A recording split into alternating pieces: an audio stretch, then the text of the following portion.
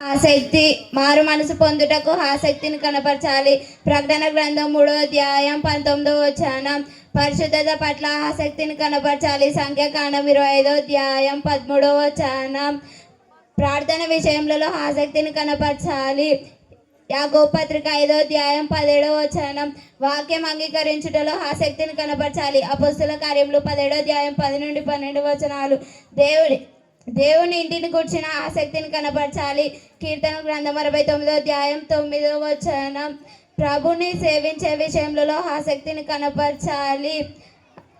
రోమాపత్రిక 12వ అధ్యాయం 11వ వచనం.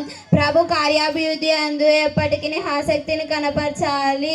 1 కొరింథీ 15వ అధ్యాయం 58వ వచనం.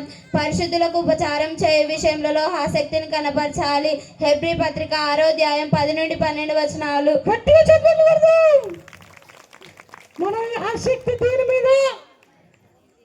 మన ఆసక్తి దేని మీద ఉంది? ఇంతవరకు చెప్పిన వాక్యాల ప్రకారం ఉంది.